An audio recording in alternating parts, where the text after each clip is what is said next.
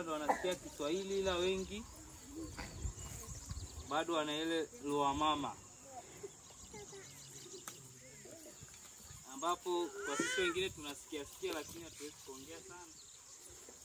Wengine tuko huko kwenye jamii hiyo, lakini hatuwezi kuongea sana. Kwa hiyo mtatuvumilia.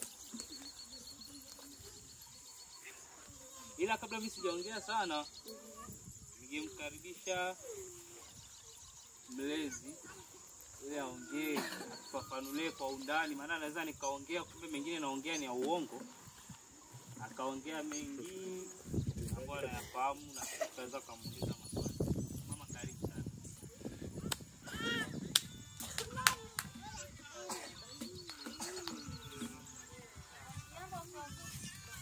Jambo, shikamoo mama.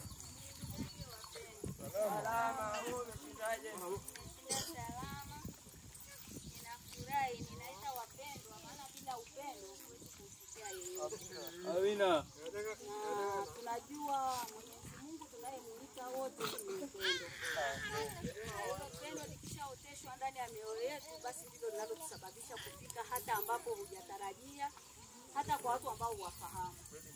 Ninaamini pia hata mimi nawafahamu. Lakini kwa pendo hilo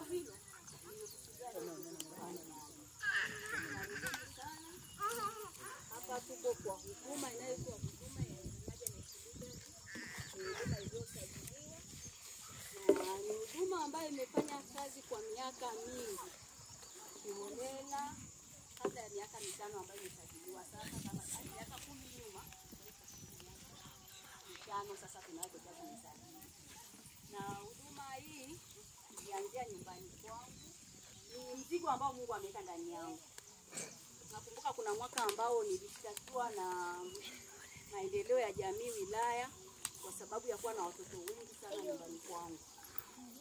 Na baadaye nilitoa maelezo, lakini nikawaambia nilifanya hivi kama msamaria mwema na siwezi kuwarudisha watoto walikotoka. Serikali ina nafasi ya kufanya kazi kuwapeleka mbele, lakini sikuwarudisha.